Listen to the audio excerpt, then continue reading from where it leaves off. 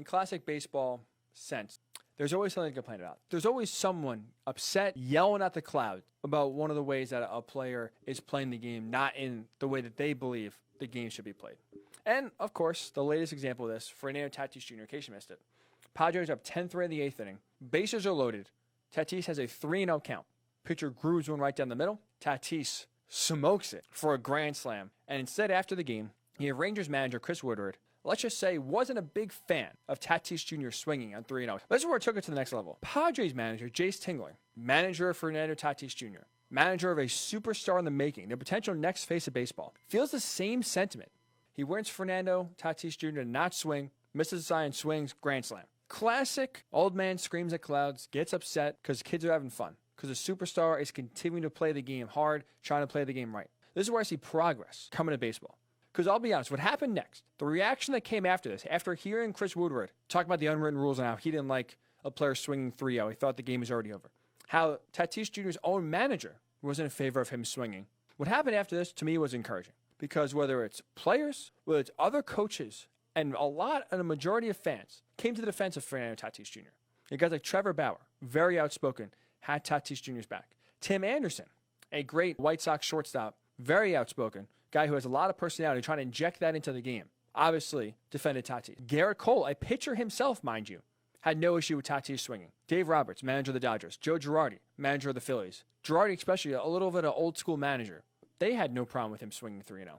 And as they should, by the way. Think about what Jace Tingler, what Chris Woodward, and a few others, they were in the minority for sure, but a few others were upset. Guess what they were upset about?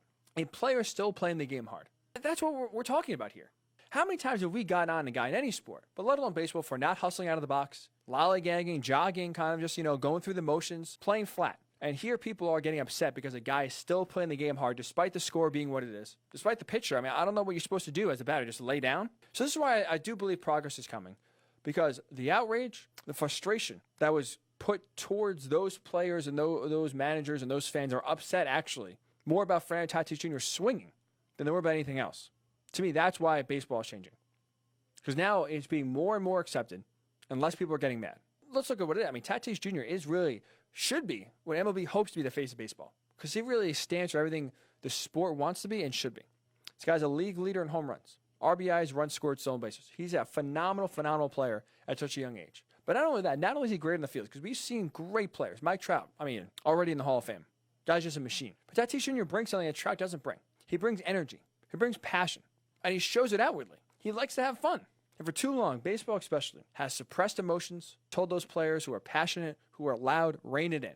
Don't show your personality. Don't really show any flair. Just get to first base, get the job done, and move on. But now, finally, personality is starting to bubble to the top. Personality is starting to be not only accepted, but encouraged. You had MLB last year do the whole Let the Kids Play campaign. So I thought it was smart and great. But now here we are again. If MLB saying let the kids play, and as soon as the kids are playing, someone gets mad. Managers get mad. Fans get mad. It's like, what are we doing here? We're back to, square one. But I will give MLB credit in this way. And I think swinging on 3-0, just basically having players play hard all the time, it will change. And here's why I think that. Let's go back to another issue that was really controversial for a while that has now become accepted. I'm going to compare what Tatis Jr. did, basically swinging whenever you have a chance, putting as much runs on the board, to bat flips. Remember how controversial bat flips were?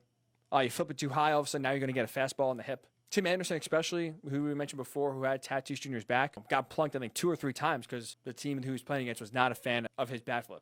Now it's encouraged. Now it's accepted.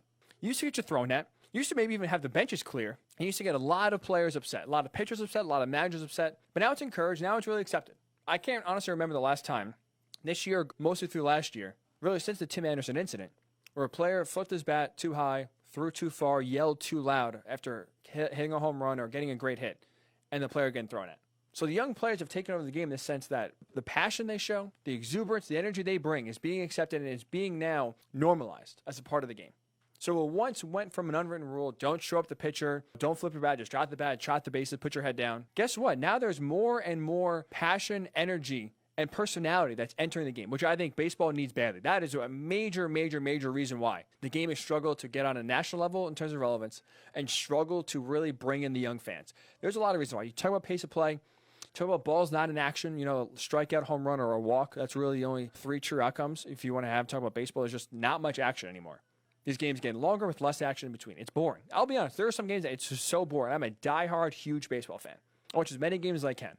But man, when it's strikeout, home run, strikeout, home run, it gets boring.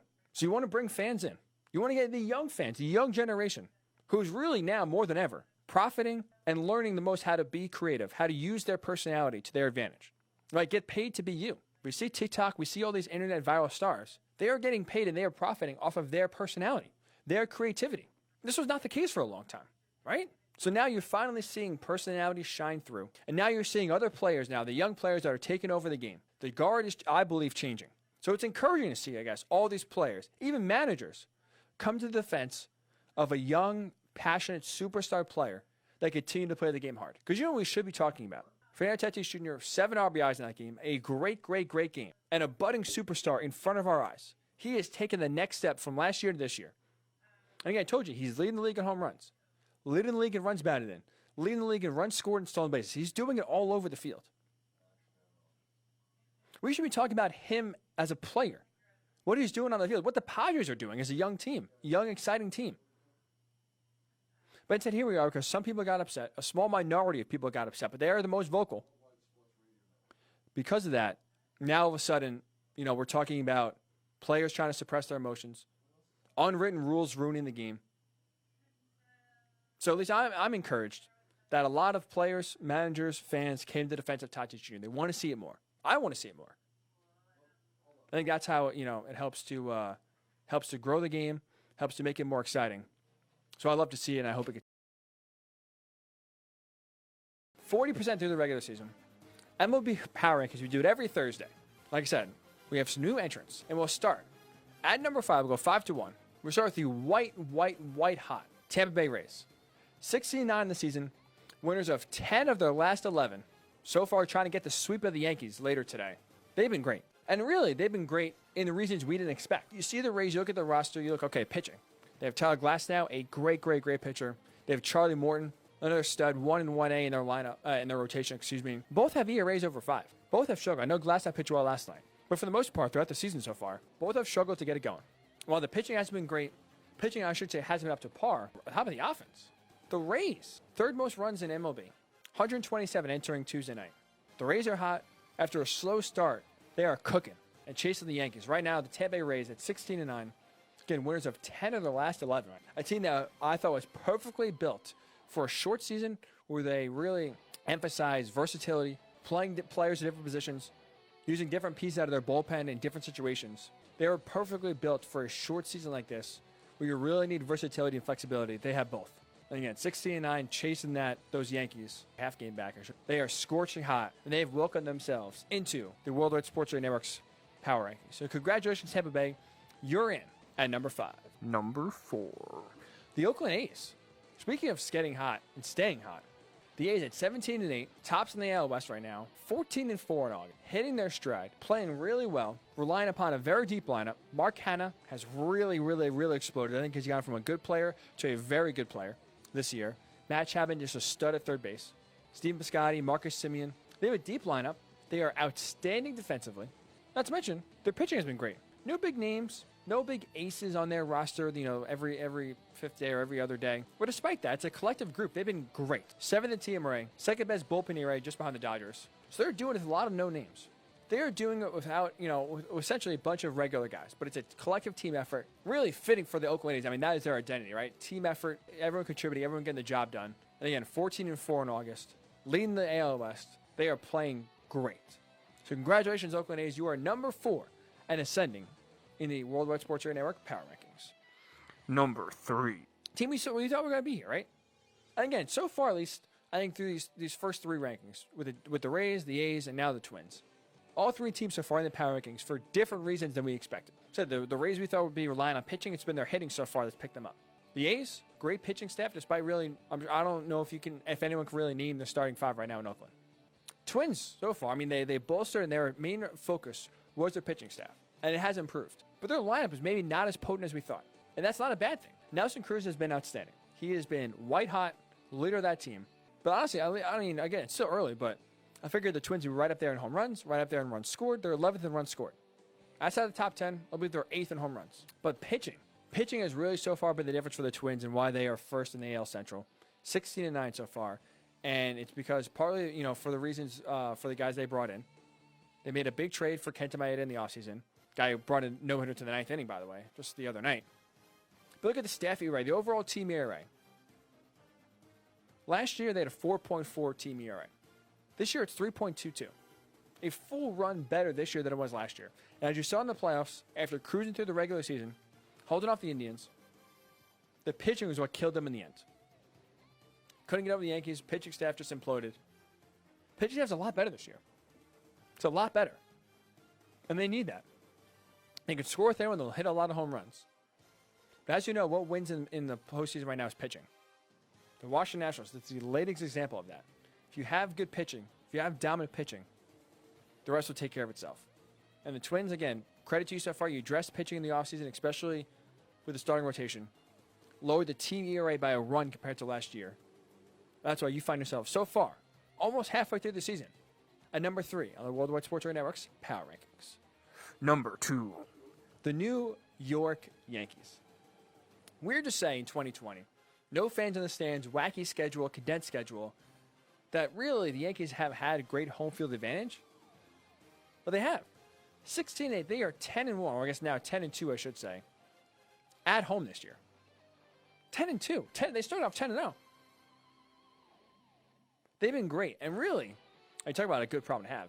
Their biggest issue so far this year isn't pitching, isn't the bullpen, isn't their depth. It's having too many players and not enough spots. Clint Frazier batting .409, crushing it. Best OPS on the team, despite the fact he's only played in 7 games.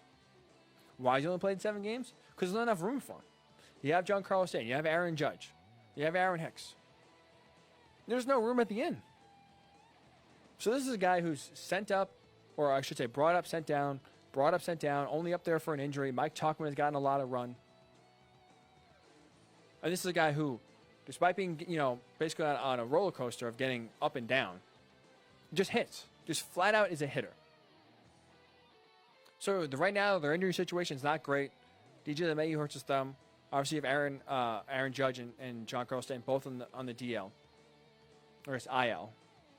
But even with those injuries, even with Gary Sanchez struggling, Gleyber Torres slumping to start the year, they're still second in runs scored. They're still killing at 16-8. So the Yankees, man. When one player gets hurt, another superstar emerges. It's unbelievable. I am so jealous. So jealous that they can sign a guy right before last year, Mike Tauchman. Best case scenario, the 25th guy off the bench. Now has become a player that you rely upon. That has been very, very, very good and has fit in extremely well for the Yankees. So credit to them. They have too many bats. Think about that. Too many good players, not enough places to play them. That's the biggest issue for the Yankees and why they sit at number 2 so far in this week's Power Rankings. And at number 1. No surprise here. I mean, it's still the Los Angeles Dodgers. Again, similar to the Yankees having their biggest issue being not enough spots for these guys. I mean, the Dodgers, you could basically say the same thing. They sent down their Rookie of the Year favorite in Gavin Lux because they didn't have enough room for him in the infield. They're 18-8. Mookie Betts has been dominant so far. 9 homers, 21 RBIs, plays great defense. And the Dodgers, I mean, what else can you say? Honestly, what else can you say? Most runs in baseball. Most home runs in baseball. Best team ERA pitching-wise. Best bullpen in baseball. They do it offensively. They do it defensively. Their run differential is insane. So through 26 games, they have a plus 63 run differential. That's impressive on its own. What's even more impressive is the gap. The next closest team with that run differential is the Twins at plus 39. So they have a 24-run difference between them and the next team. So there's no real flaws to find. The Dodgers are a juggernaut. We knew that coming in. They're always a great team these last few years. Could never get it done in the playoffs. They try to basically guarantee a World Series berth, try to guarantee a World Series win by trading for one of the best players in baseball, Mookie Betts. And they really have no flaws right now. And their biggest flaw, honestly, is how they play in the postseason. That's been their big bugaboo. You've always been a dominant regular season team. They're dominating again at 18-8. Again, they're leading it in every statistical category, it feels like.